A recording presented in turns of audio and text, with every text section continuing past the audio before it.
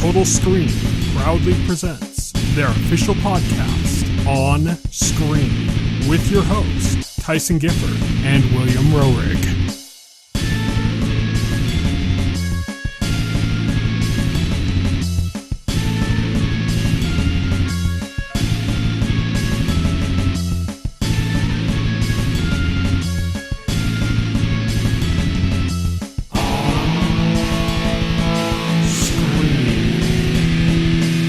Hello, everybody, and welcome to On Screen, the official podcast of the Total Screen. My name is Tyson. My name is Will. And today we are going to be concluding our discussion of The Penguin by talking about the last two episodes of the series. We've also got an On the Horizon section. We've got an On Beat segment. But let's get started with that On the Horizon segment.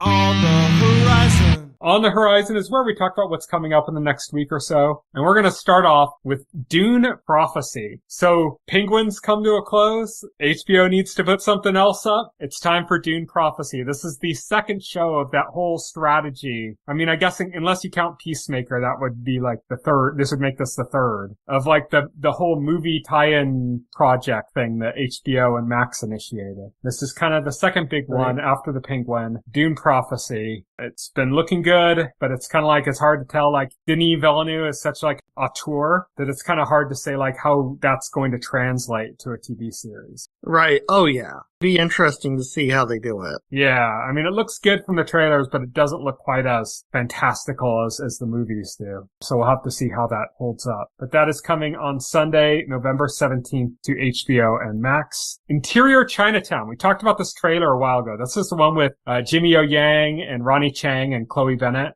That is coming on Thursday, November 19th to Hulu. It's the one where, like, Chloe Bennett finds him and he just works at his parents' like shop in Chinatown, his parents' restaurant. Oh, yeah. And then he gets pulled into like a whole like thing. Yeah. We'll talk about that. Yeah. That's Tuesday, November 19th on Hulu. Microsoft Flight Simulator 2024 is coming on Tuesday, November 19th to PC and Xbox Series X, which means IGN's Seth Macy will be happy. He's like the only person I've ever heard of that talks about that game. Are you excited for Flight Simulator 2024? No. Neither am I. But that's coming on Tuesday, November 19th. Based on a True Story Season 2 drops on Peacock on Thursday, November 21st. So this was about, I watched the first season, and it's about like a husband and wife where the wife is like obsessed with true crime stories, like podcasts and stuff. And she ends up finding out that this handyman that worked on her place is the serial killer that's been going around. She like figures it out. And then she like blackmails him into participating into a podcast where they like disguise his voice and so he won't get caught or something. And they're like doing a true crime podcast with the killer himself. And this is that.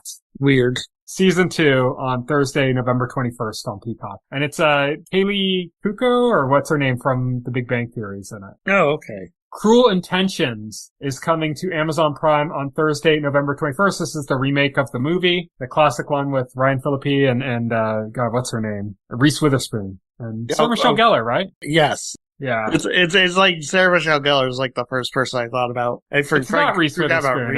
It's not her. It's that, it's Selma Blair. Else. Might be Selma Blair. Selma Blair was in that movie because like one of the most famous scenes was Sarah Michelle Gellar and Selma Blair kissing. Yeah. I knew you'd remember that. I remember that. I never even seen the movie, but I remember that. Well, they're remaking it as a series on Amazon Prime, and that's coming on Thursday, November 21st. We'll be skipping. A Man on the Inside is coming on Thursday, November 21st to Netflix. This is Mike Schur, created this with Ted Danson. Oh, nice. Oh, yes. Yeah, but we might have discussed the trailer for this before, but it looks fantastic. I love Mike Schur. I love Ted Danson. That's a good combination. Ted Danson, he's like retired and his wife passed away and his daughter convinces him to take up some kind of a hobby and he ends up working for a private detective and going undercover at like a retirement place. Yes.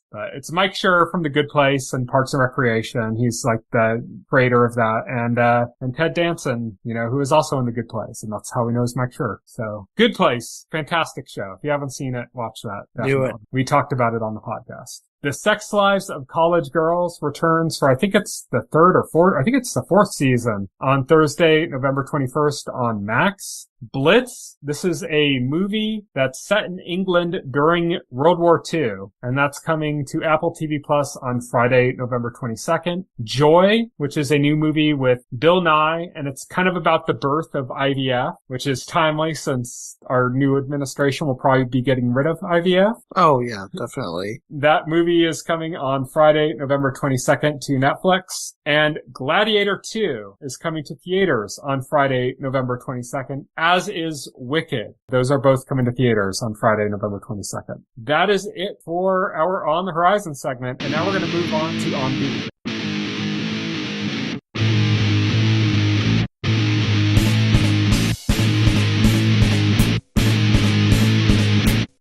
On Beat.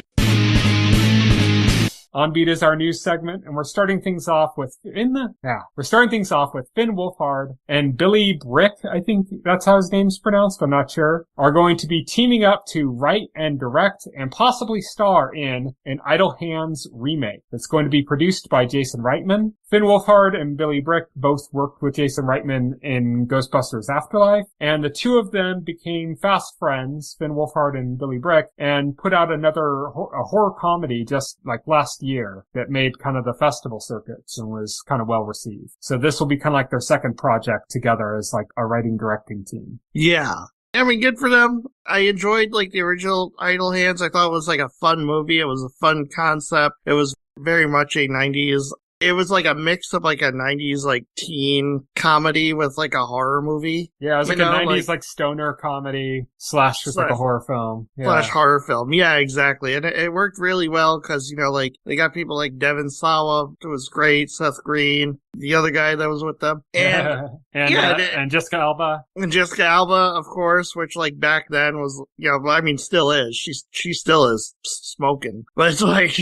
It was smoking despite the harmful health effects? Yes. It was a fun movie. I like Finn Wolfhard. I like him in Stranger Things. But I don't have any interest in like a modern remake of that movie. Well, let's see the trailer when that comes around. Yeah, I'm just saying how I feel right now. Yeah. Like, I don't conceptually like have an interest in that. Yeah. But we'll see. Next news story, Denzel Washington says he will be in Black Panther 2. He said that Ryan Coogler is writing a role for him. And he also said that it's going to be one of his last films before retiring. He's got a few like Shakespeare projects I think he's doing after that. Wow, it's crazy. Denzel's retiring. Yeah. But, I mean, you know, he's had a good run. Him doing Black Panther. It's kind of surprising, like, he's going to be doing, like, a Marvel movie, but, like, also, like, he'd be fantastic in it, so... There is a weird connection. Did you ever hear about the, like, Denzel Washington, Chadwick Boseman connection? Yeah, I haven't. So, Chadwick Boseman had, like, this charity, or not Chadwick Boseman, Denzel Washington has this, like, charity or something for actors to go to, like, I think it's at, like, Howard, or it might be just general historic black universities kind of thing. Sure. But he has like a program where he like pays for the education of people that are going there into like the theater program or into like the acting program there. Right. And Chadwick Boseman was one of the people that went through Oh, that's cool. And so they had this like kind of deep connection. So I remember when Chadwick Boseman passed, and that was like such a big shock when it happened. It was like out of nowhere. Nobody knew he was sick. And all of a sudden it's like, what do you mean he's dead of cancer? Like, what the hell? And one of the people that gave like a really long statement about it was Denzel Washington, because he had like basically paid for Chadwick Boseman's education. Right. So it was just kind of like there's a weird like connection there because of that, you know? So it's interesting to bring him on like in just a cathartic way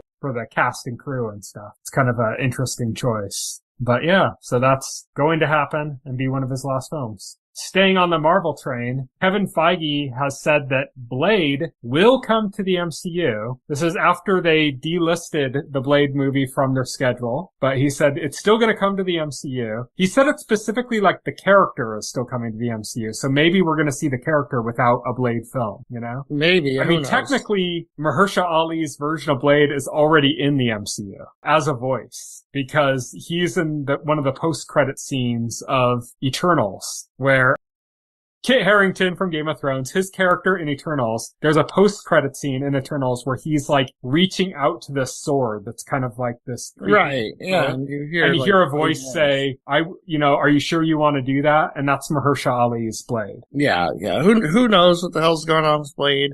I'm gonna be honest, like all talk from Kevin Feige is just talk until something like concrete happens or is announced. Mm-hmm. At this point, I'm show, not tell. Yeah. Okay. It's interesting, though, is you specifically talked about the character more than the movie. Right. Which makes me wonder, are they like, because that would make sense to me. Like, if you're having trouble getting the Blade movie to work, and you're just having a lot of trouble behind the scenes, and you're like, how do we keep this actor involved? Maybe you just throw him into one of the movies before his solo movie. I mean, Black Panther debuted in Civil War. He didn't debut in the Black Panther movie, you can do that. You can introduce characters as, Spider-Man also Civil War, that's where he debuted into the MCU. So it would make sense. Like that might be the right way to do it, to just drop him straight into like either Avengers or drop him straight into like, maybe they're going to do like a Midnight Suns thing. I don't know. It'd be an interesting way of like just bringing that character in without actually having to do his own movie if you're having so many problems getting his own movie off the ground. It's like, just introduce him anyways. He doesn't need his own movie right away. He can get that later. Our next piece of news is that Mark Rylance, who was in Don't Look Up, if you saw that movie, it's kind of like the global warming kind of movie or whatever, the global warming parallel movie that was about an asteroid that was going to crash to Earth and kill everybody. It was like a Netflix original. He played this like tech billionaire, kind of Mark Zuckerberg meets Jeff Bezos kind of figure, kind of like that kind of a tech billionaire type figure. Right, yeah. He is being approached to play Dumbledore in the Harry Potter series that's coming to Max. So I have no opinion on this. Okay. I kind of barely know that actor. I've seen him in a few other things too, but nothing like, he never really stood out to me as like a real notable person. It's not like somebody that I go like, oh yeah, that's Mark Rylance. that would be great or something like I had to look him up after it and go, oh yeah, I know who he is. Particularly like looking for like big names for this. Yeah, probably not, and they're looking for kind of character actor types, which is kind of what a lot of the people in the original Harry Potter movies had, like a huge cast of really well-known British actors, but a lot of them were like really well-known character actors and stuff. So it kind of fits with that. Get somebody that's kind of somewhat known, respected, but not like a huge name. But they're talking to him for Dumbledore for Harry Potter, so there you go. Okay. And then our last piece of news before we get to the trailers is that Macaulay Culkin has joined the cast of Fallout Season 2 as a, quote, crazy genius type character. Yeah, I'm excited for that. That's going to be great. Yeah, Macaulay Culkin's great. I love seeing him as an adult and stuff. He's kind of has more of a weird type character trait that he brings into his characters than he did as a kid, obviously. He's got like there's a difference to him than when he was a kid, like as far as the projects he takes on and stuff. But yeah, now we're going to move on to trailers. The first trailer we got was for The Amateur, which stars Rami Malek, and it fits into those kind of like John Wick, you shouldn't have messed with this guy kind of revenge type movies, except it's kind of like anti-John Wick in the sense that he's not this like overbearing physical threat, or like he's not this guy that like people like see a tattoo on his wrist and go, oh my God, or like hear the name Baba Yaga and are like, oh my God. He's like this unassuming data analyst tech type guy at an intelligence agency, and his wife is murdered and he decides that he's going to go about hunting down the people that killed her and kill them. And everybody just kind of is like, you don't have it in you. You're not a killer. You're not a soldier. You don't really have that. You're not good at that. And the trailer, like about halfway through, he says, I think you're disregarding the things that I am good at. And then you see like, oh, he's like going to be killing these people by setting traps and stuff. There's a guy swimming in like an infinity pool on like a skyscraper, and he like cracks it. So he like is going to fall through it, or like another guy, he like sets him up, rigs him with a bomb, and he's going to blow up. And so it's kind of like a John Wick type, but with like an unassuming character that doesn't have a dark and mysterious past. Right. Yeah, exactly. Yeah, it looks good. Looks fantastic. Got a great cast. It looks like it's going to be a good thriller. Yeah. Next up, we got a trailer for How to Kill Monsters. which is follows a woman who's taken into police custody, explaining some situation where she was found in and some grisly scene that she was in, and you end up finding out that there's all these kind of monsters, very kind of almost Lovecraftian monsters, and it's like a horror action comedy, basically. Yeah, it's very much in the vein of like Sam Raimi, very much in that Evil Dead. It's even like the central part of this is like cabin in the woods type shenanigans with monsters. Yeah, it's like that. The trailer like explicitly makes comparisons, right? But like even like without the trailer saying that, like I was thinking, yeah, this is basically Evil Dead by way of British comedy. It looks fun. Looks like a good time. I'm down. Yeah. Next up, we got another trailer for Carry On. This is, slipped my head. Taron Egerton, that's right. Taron Egerton from the Kingsman movies. And he plays like a TSA agent who, as he's working his job, like an earpiece comes through and he gets a notification on his phone to put it in. And he's like, oh, okay. And he puts it in and suddenly he's talking to Jason Bateman and they become best friends. And it's Taron Egerton and Jason Bateman like hanging out. That's like the movie, right? No. I don't know what trailer you watched. No, this is, it's kind of got like a Die Hard vibe. He's basically being recruited into this plot to smuggle something through an airport. Yeah. And he doesn't know what Bateman it is. is a terrorist. Yeah, or something. We don't know what it is. We don't even know if it's a bomb or if it's something else. We just know something is being smuggled through. And he's being recruited to help them out with the threat that they're going to kill his girlfriend if he doesn't. Yeah, they're just going to kill random people. Yeah. And then it's all like kind of this guy like taking on this, Hans Gruber-esque role, with like, Taron Egerton kind of taking on a John McClane role, And Taron Egerton, instead of just like obeying and doing what he says, just kind of says, F this, F your threats, I'm going to take you down. Yeah. So, I mean, it looks fun. It's going to be a Netflix movie. It looks like it'll be a fun holiday movie in the same way that like Die Hard's like a great Christmas movie. Oh yeah, for sure. Speaking of Christmas movies, Dear Santa, starring Jack Black. This is a new movie by the Farrelly brothers. You might remember like they had like quite the run in like the 90s and the early 2000s. With like Dumb and Dumber being like one of my all-time like favorite comedy movies. Do you think it's playing Bowser that enabled Jack Black to take on the role of Satan? Yes. This is very much a Jack Black film. He did something with the Farrelly brothers before. He did Shallow Hal with the Farrelly brothers. Yeah, he did Shallow Hal. Yeah, like way back. You don't hear too much from Farrelly brothers these days, so it's interesting. Yeah. But yeah, this is like a kid accidentally writes a letter to Satan, and Satan shows up as... They refer to him in the trailer as a bad speller, but it seems obvious that he's dyslexic. Yeah. Because he also writes, instead of North Pole, he writes like North Elop or something like that. Like it's not just Santa written as Satan. Right. But he gets it and he comes and apparently from the trailer, like hijinks ensues as he does everything he can to like get this kid to surrender his soul. The plot of this was based off of a meme image that has gone around online for a while about kids with dyslexia, what happens when they write letters to Santa, but they write to Satan instead. Yeah. Do you know what I noticed from the trailer for this movie? What did you notice? I noticed that Post Malone picks fun roles to show up in movies. Oh yeah, he does, doesn't he? Yeah. First Roadhouse, and now the Roadhouse remake, and now this. Yeah. He's picking like fun projects. Next up, we've got What If Season 3, yours and mine favorite Marvel project. Most disappointing Marvel project. Yes. Unfortunately. And I gotta be honest, I was watching this and didn't really get much of a read on what like any of the storylines are about in this. But I mean, we got Thor Storm, so that's cool.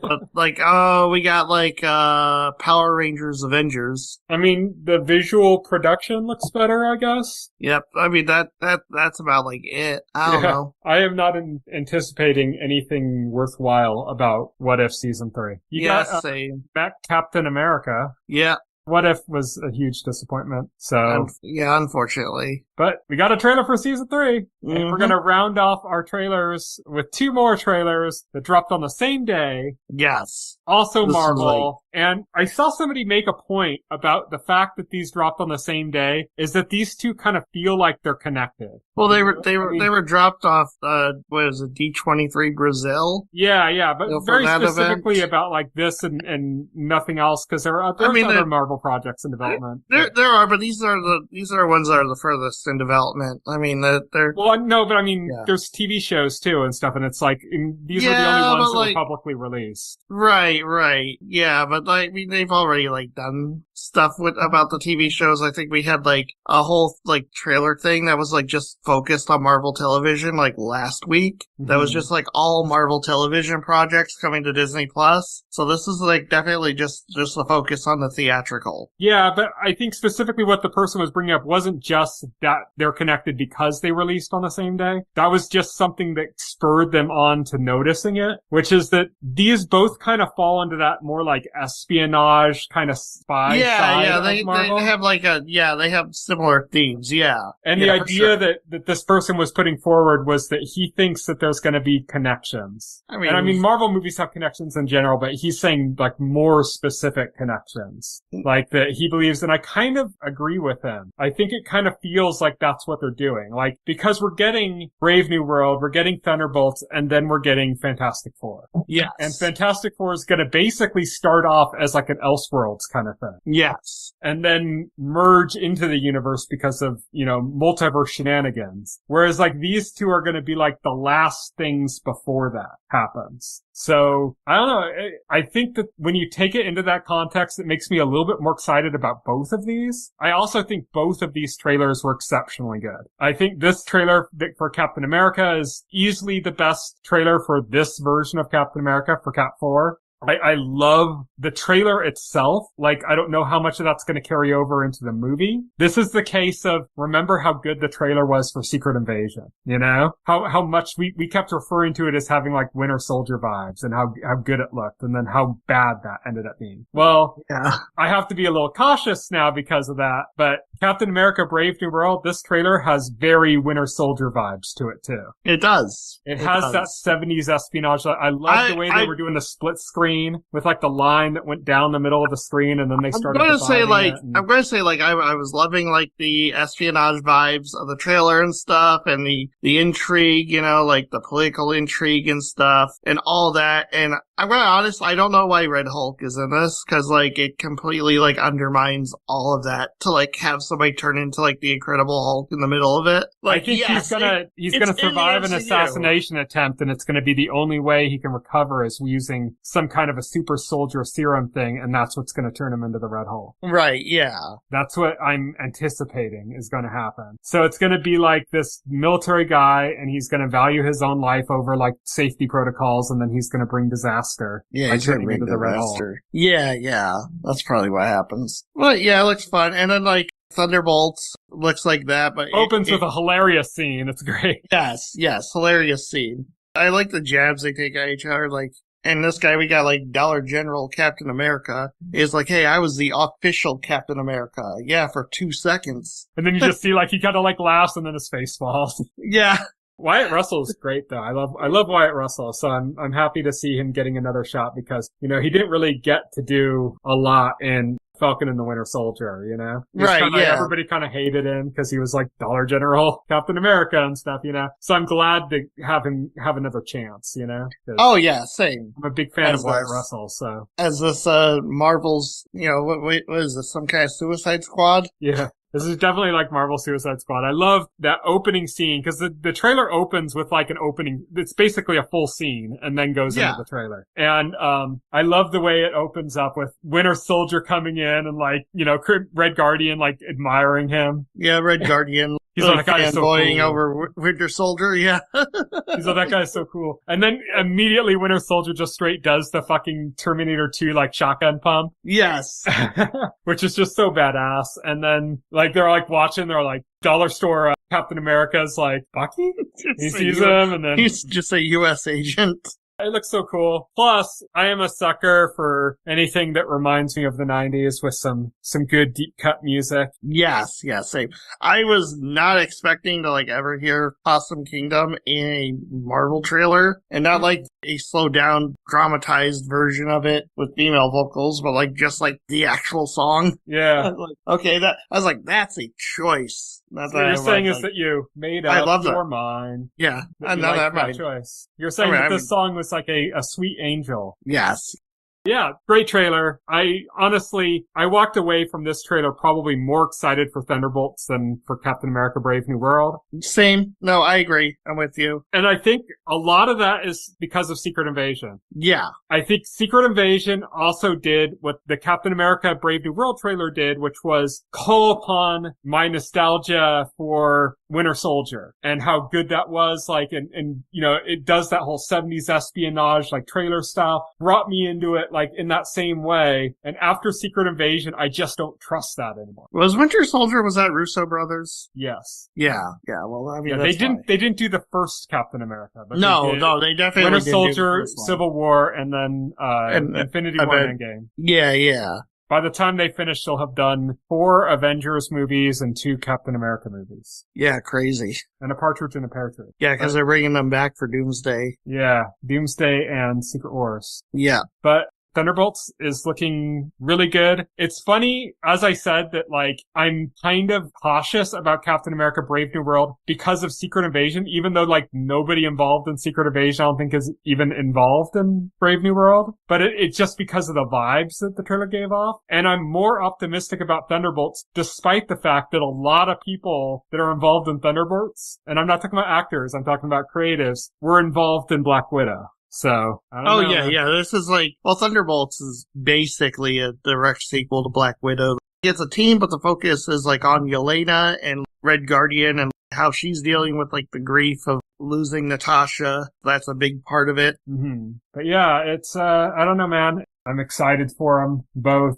I'm really hoping Marvel nails these because, you know, I mean, they have had some recent hits. Agatha All Along was great. I loved that, you know. The Spider-Man movies were great, including No Way Home, which was a Phase 4. Shang-Chi, we've mentioned several times being great in Phase 4, you know. There have been some good hits. They just came off of, you know, Deadpool and Wolverine, which is great. But there's still kind of this feeling that Marvel's like, you know, dead and just kind of like, we're just seeing its corpse writhe on the ground, you know? I don't know if I would go that far, but Marvel has been like, I haven't been particularly excited by Marvel for a long time now. And like, most like the upcoming stuff doesn't look particularly exciting. It's just, it just kind of feels like there's just this lingering feeling that, yeah, there's still some good stuff coming out, but it still feels like they peaked with Endgame. Yeah. It's like, yeah. Yeah, I'm hoping this is a comeback. I'm hoping that these two land it, you know? Yeah, definitely. That's how I feel too. But that is it for our On Beat section, and now we're going to move on to full spoilers.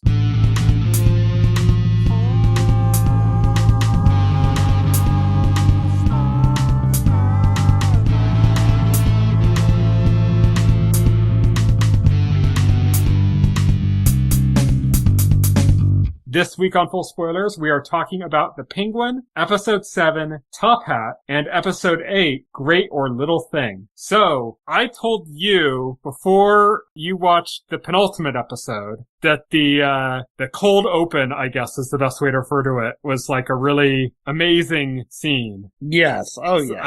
I'm happy to finally talk about not just that, but the content of both of these episodes. But let's start there. Let's start with that cold open scene. What did you think of that cold open for the penultimate episode, in which we're introduced to a young Oscorp? Yeah, it's his childhood. It explains how his brothers met their end, so it solves that mystery. But it also, like, reveals Oscorp's, like, his psychopathy. It's interesting. One of the most interesting things I find about the Penguin is how it kind of, like, presents him in a certain way at the beginning. As the series goes on, we're slowly peeling back the layers until by the end of it, you just see him as the monster that he is. Mm-hmm. Because when the series starts, you start rooting for him like he's this anti-hero. He's this guy who's just been dealt like a bum hand, and he's just working within a system that he grew up in to manipulate it, to get to the top for himself. But like along the way, he's like doing things like taking in like this kid, getting the power restored to the projects. So he's like a bit of an anti-hero. Yeah. And then like as it goes along, you realize, no, this guy is completely... It's all self-serving. Everything positive he does is self-serving. Yeah. It's all completely fucked. Yeah. Yeah. He's a true sociopath, much scarier than he was in the Batman. In the Batman, he's just this kind of like flunky, like guy underneath, Falcone. Yeah, he's still low on the totem pole. And then when we're introduced to this, he's just treated like shit by everyone in the Falcone family. And that's kind of the key to making you feel kind of sympathy for him and to be kind of like rooting him on, is the fact that like everybody else in this is pretty much horrible too, Yeah, everybody else, is horrible, and they treat him like shit because he's nothing. Yeah. Yeah. And so from that perspective, you're like, okay, I can get behind this guy. Like, he's the best of these assholes, And then you kind of realize by the end, he's kind of the worst of those assholes. Yeah, he's the worst. Yeah, because like he kills his brothers. He's responsible for their deaths, and he does it like in a way that is like, it's truly sociopathic. What I really liked about it is that you say he killed his brothers, but he kind of did, but he did it in a very indirect way. Well, yeah. Like he locked them in, and then when he locked them in, it wasn't with the intention of killing them. And then he left them, and when he left them, it wasn't with the intention of killing them. And then over time, it's like he realized, like it's raining, he realized what was happening, and he just didn't care. I don't know, like, if the specific intention there was to kill him, but he did it to get rid of them because they were competition for his mother's attention. Well, it's like he initially locked them in, like it was like an impulsive move. It wasn't like, oh, I want my mom's attention, so I'm going to lock you in. It's like he just locked them in because he was mad. Right. And then he started like, it's like he was going to open it up and let them out. And then he's like, no, fuck them. And just left them. And then he came back to his mom, and his mom asked where they were. And he kind of like lied about them because he's just kind of like, fuck them. And there's a certain point when he realizes how hard it's raining and stuff that you kind of see a look in his face. He's like, looks out the window, and he's just like, you know what? I don't care. Let him die. I get all this left to myself now. And it's just, that's what makes it like almost worse, is that it wasn't like he plotted it wasn't like he made a decision to kill them. It's like he made an impulsive decision and then just didn't care. Yeah, just did not care. Yeah, that's what made it like even kind of more haunting. And it's kind of it becomes an interesting aspect of like him and his mother's relationship. Yeah. Because and Sophia like has one of the best points in like the episode is Sophia like has his mother, and then like after Sal Maroni dies from fighting Oswald, he calls up Sophia. A heart attack, yeah. Yeah, has a heart attack. He calls up Sophia. He thinks he's setting a trap for her because he calls her up and says, like, oh, Sal's dead, but we got the whole operation here. You could just come and take it. And Sophia like is going through this crisis where she's like realizing like she doesn't want to be like a drug kingpin. She just wants to like run away. Well, she realizes that she did the same thing to her niece. Or is it her niece or that little girl and her niece, family, whoever that is?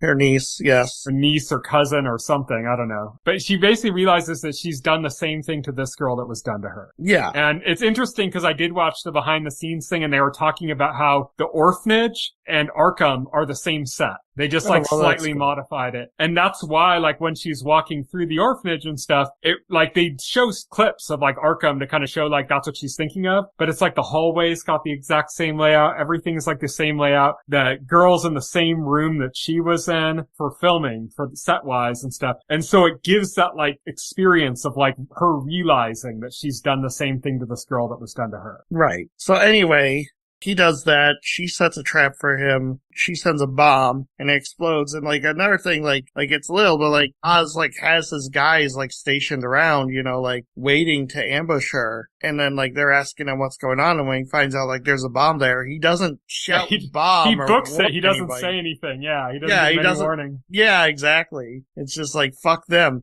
Yeah, he books it. But like when he crawls out of the rubble, he's captured by the corrupt cop that she was bribing with Bliss. Mm-hmm. And he's brought to her. And because they were doing psychological therapy on his mother, with that her psychologist friend from Arkham, was doing that. They found out about, like, the history of, like, what happened to Oz's brothers. So, like, Sophia knows, like, Oz killed his own brothers. We get a whole other perspective because as they're using this therapy on it, and I love the way they're using, like, the red light for the therapy too, and the way that leaks into her, like, vision of being in the past, and the way they use the actress playing her, the older actress who plays her in her current age, but in the same flashback scenes, like, to designate that this is not this is like a manipulation, that's being done to her, and not like a memory. Or directly a memory, I should say. So they're doing all this to, like, manipulate her to get this information, and we get to see kind of her perspective of what happened with her son's loss, and the fact that she knew. She knew the entire time. And she almost had a gangster kill him, but she reneged on that before it happened. Yeah, like the gangster that was like that Penguin was that Oz was talking about in the first episode. The one he was saying when he died, it was like such a great, loved him so much. Yeah, it was such a great guy and stuff. Yeah, like that dude. She's gonna have him kill him. But what I'm trying to, like, drive towards here is, like, Sophia sees, like, this whole story, this whole situation as a way to, like, manipulate Oz and, like, cause him pain. And so she comes up with the idea that she's going to force Oz to confess to his mother what he did. And they tried to, like, force the confession out of him by, like, threatening torture on his mother. And at that moment, like, Oz just, like, he won't. He won't. He just keeps, like, what the hell are you talking about? Like, oh, Ma, I didn't do that. I didn't do that. Even when his mom is, like, saying that she knows it or something, he's like, oh, this is just your sickness. Yeah, it is just sickness. Yeah, he's still denying it. He's still denying it. And that's when, like, Sophia truly sees, even Sophia's stunned, because she truly sees, like, the depth of his sickness.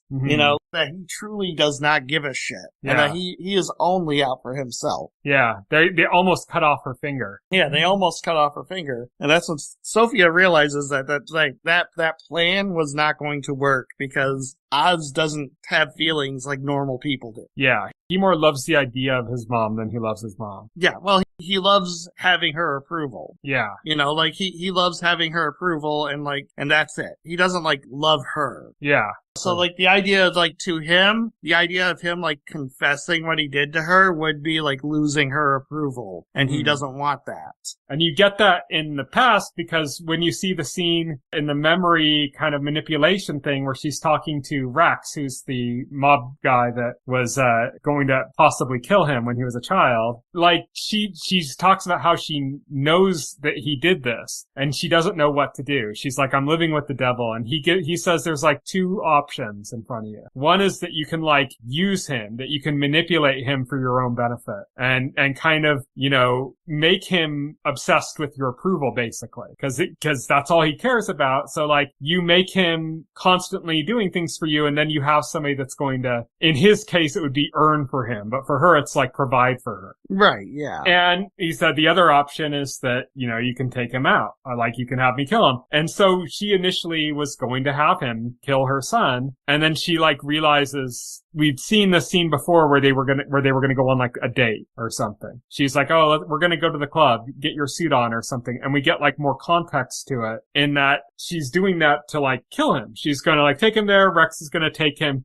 He's gonna leave with Oz and kill Oz on the way back from that club. And she ends up deciding that she can't do that, whether that be because she can't lose another son or because she realizes that he's her ticket out of her poverty and misery, basically. That, like, she can, like, manipulate him into providing for her. So whichever answer truly is to that, she ends up taking that angle instead of having him killed. Yes.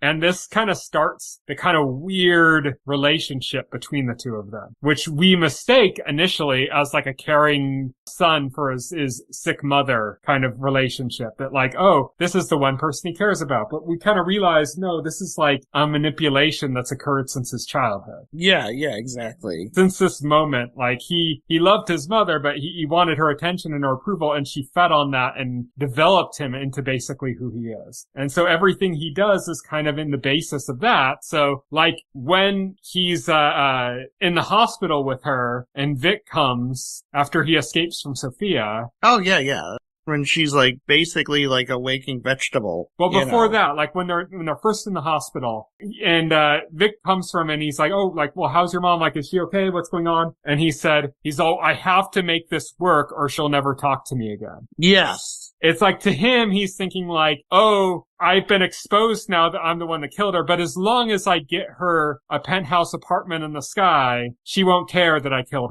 her other kids. Like, it's this weird kind of delusion he has about that, that she's fostered in him. And that's like, it's really fucked up because we'd seen scenes with her before when she was first abducted by Sophia, and like when she would like have moments of clarity, and she just was like dishing it back out to Sophia and like coming off very harsh in like this way. And some of the scenes where she's been like mean to Oz and stuff, where it's kind of like, oh, well, this is just her sickness and stuff. And it's like, no, it's her sickness, like stopping her self-control is what it is. It's not her sickness that was making her mean. It's like, that's how she really feels about him. But she's been masking it, but her sickness makes it harder to mask at times. Right. Yeah. Yeah, absolutely. So I thought that was kind of the most interesting thing in the last couple episodes, is how they kind of recontextualize their relationship. Yes. Yeah. They recontextualized the relationship. And then the second episode, the final episode, actually, it just like cements like Oz's rise, like he's won the mob wars. He finally gets the last one over on Sophia with the help of Link,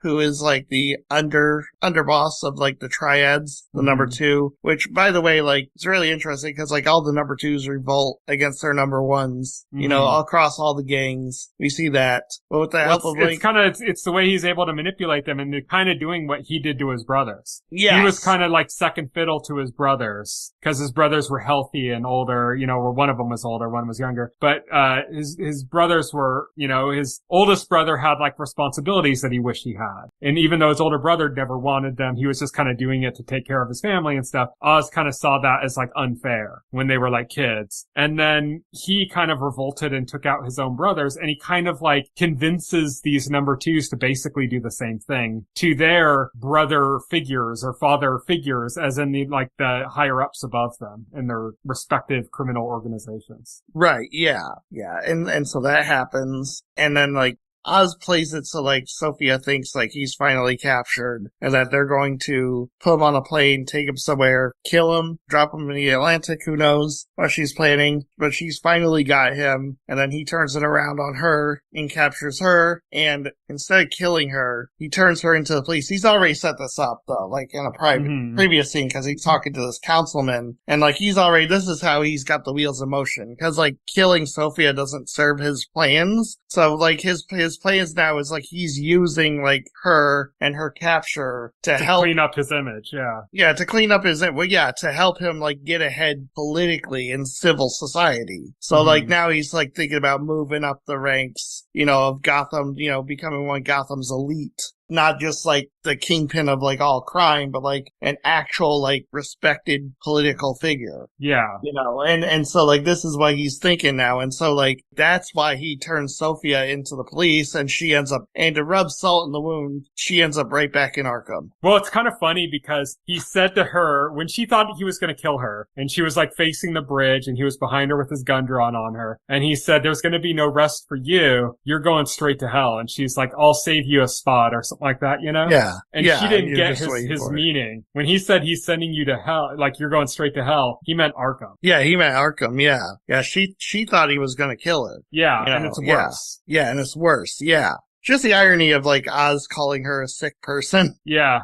But yeah, that was cool. And then finally, like, the episode ends on the gut punch. The gut punch, and we knew it was coming the entire time. I think the way I phrased it, like, maybe after the first or second episode, I phrased it as, I don't think this kid is long for this world. Yeah, I don't think so. And no, he wasn't. Because Oz kills him. Oz kills Victor. And the main reason is that, like, Oz realizes he's actually growing attachment and affection for this kid. He likes this kid, and he doesn't want that used against him. And he doesn't want that used against him. Yeah, to Oz, that's weakness, and he can't have any weakness. Yeah. And so he kills his weakness. He kills Vic. Yeah, he doesn't cry over it or anything. He just kind of kills him, and as he's killing him with his bare hands, he's like saying to him, like, it's not personal. You're a really good guy, like, thank you so much for what you've done for me, and well, like, yeah, and just just no emotion about it at all. No emotion about it. Yeah. Like not feeling bad or anything. He made that decision and he's doing it.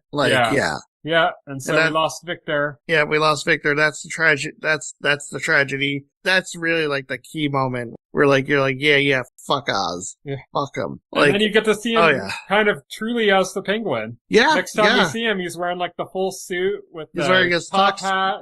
Because now he's mingling among polite society now, so he's all decked out. He's, putting on the Ritz. And you see how fucked up his relationship is with his mom even more so because he's got her. He fulfilled his promise. She's in a penthouse with a view of the entire city. Yeah. She's in a fucking vegetative state. And, she's a vegetative state, yeah. And you see her when he visits her and he's talking to her and you just see a tear going down her face. She's conscious. Oh, yeah, she's conscious.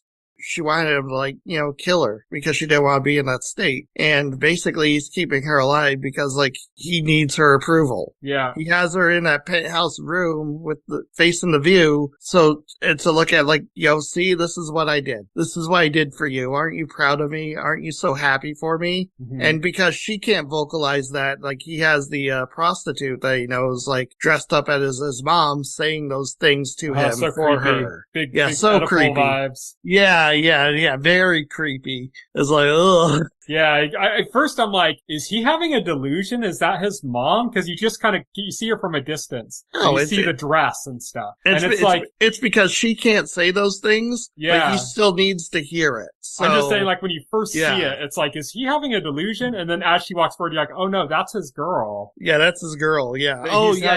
Dressed up as his mom, and it's wearing her dress, it's having her say, I'm so proud of you, and you've done so much and stuff. It's so creepy. Yeah, so creepy. It's now he's just basically torturing his mother unintentionally, but also uncaringly. Oh yeah, absolutely. And then it ends with him. He's moving dancing up in with society. His, in quotation marks, mom. Yeah, but it ends with he's defeated all the mob groups. The Maronis and the Falcons are gone, and he's moving up in society. He's on top of the world, and he says, "There's nothing standing in my way now." And then after he says that, the bat signal flashes. Yeah, well, it shows him dancing with his, like I said, in quotation marks, mom, and it shows from outside the building, and you see the window, and it starts panning across, and then you see the bat signal in the sky. Because it's the juxtaposition between him saying, "There's nothing in my way now," and then the bat signal. Yeah. Which is saying, that there definitely is something still in your way. Yeah. That was a cool bit. That was a cool bit, yeah. We had 2 cameos in kind of name or symbol only. The bat symbol you already mentioned. There was another one, which was when Sophia was in Arkham. Kyle. Yeah, she gets a letter from Selina Kyle, which is really cool, a black letter. Yeah, a black letter from Selina Kyle, because Selina Kyle is Sophia's half-sister. Yeah, we learned that in Batman.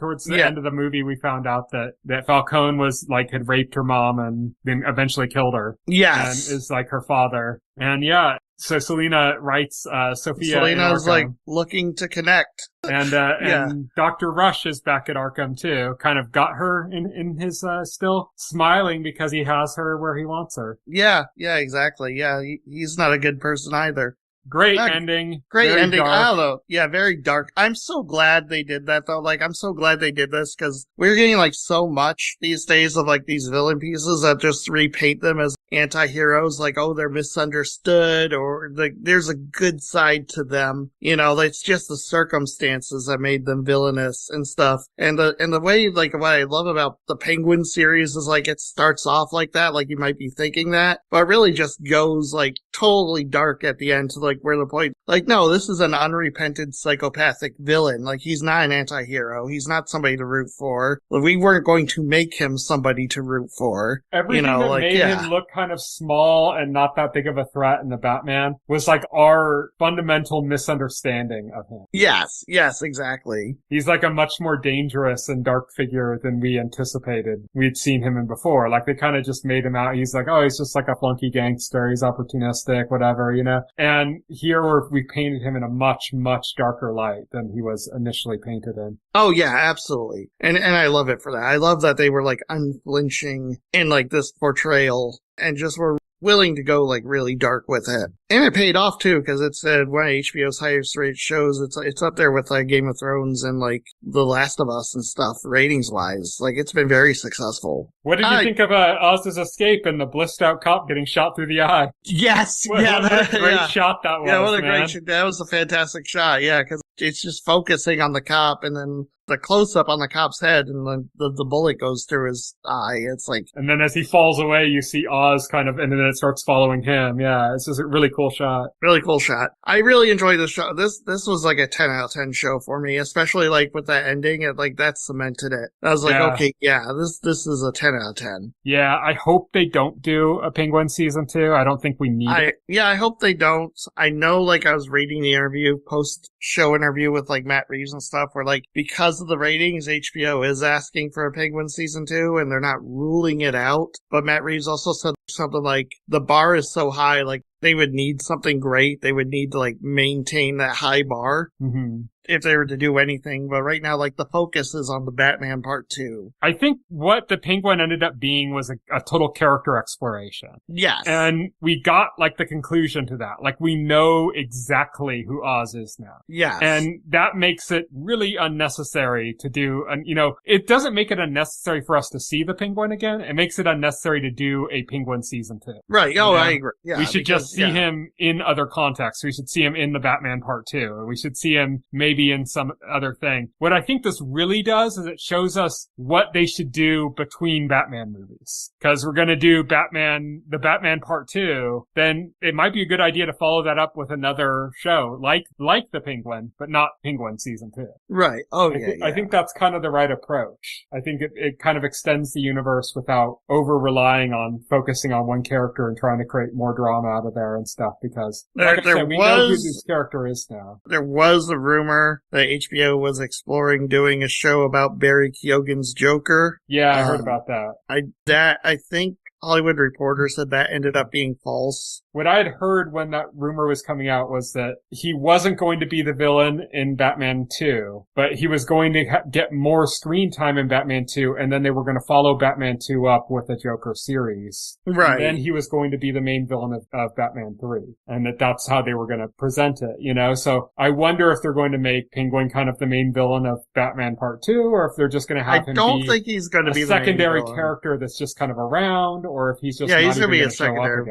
I think he's definitely going to show up or play some kind of role in the Batman Part 2, but he's not going to be the main villain. I think the main villain's going to be like another like high profile Batman villain, possibly. I don't know. Possibly Mr. Freeze. In the Batman and the Penguin, Colin Farrell is completely unrecognizable. Oh, it's crazy. Before, as Penguin. They should just have him play every villain. Yeah, right, yeah. Just make him look completely different in every single role, but have him play every villain. I want to see his take on the Riddler.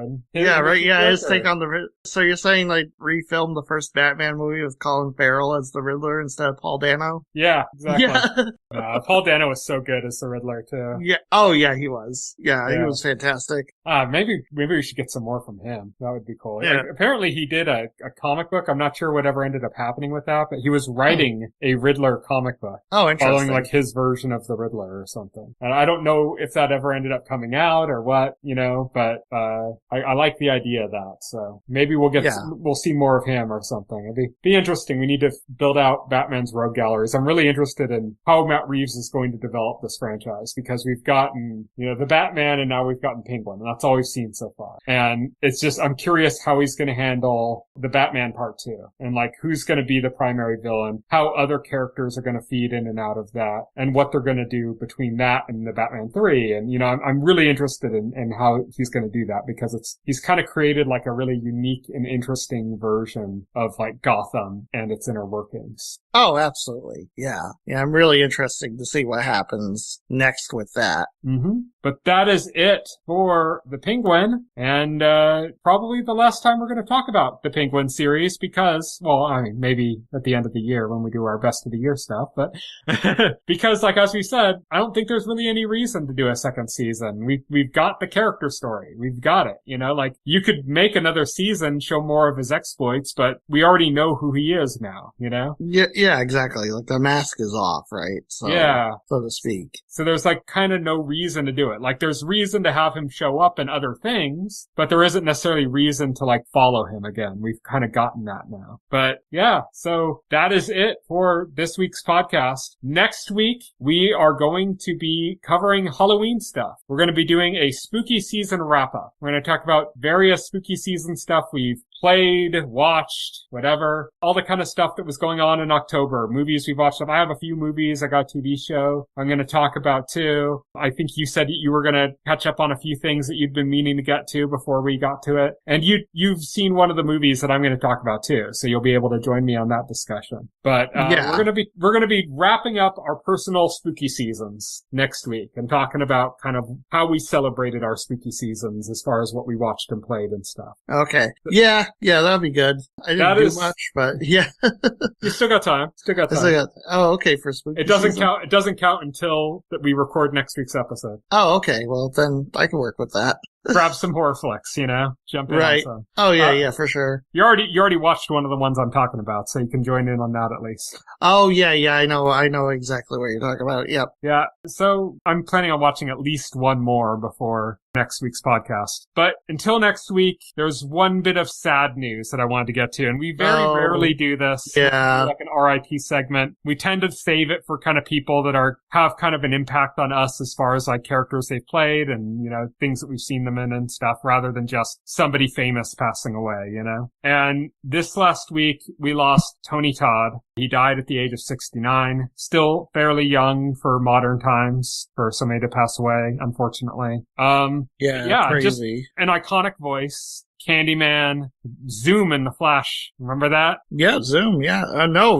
His most recently, the voice of Venom in Spider-Man 2 on the PlayStation. Mm-hmm. Very prolific character actor, voice Final actor. Destination, he was Death. Yeah, like I said, very prolific character actor, voice actor. A lot of horror projects, like very iconic. Like when you heard his voice, like you knew it was him. I think we're losing all of our voices. All of our great voices are dying out now.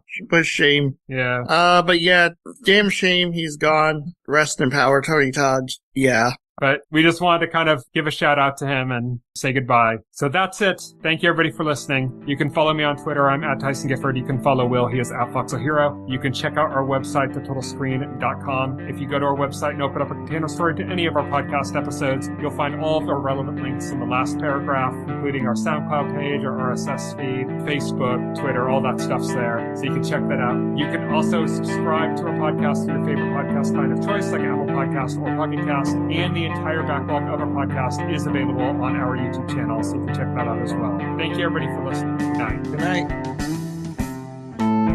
Thank you for listening to the OnScreen podcast, the official podcast of The Total Screen.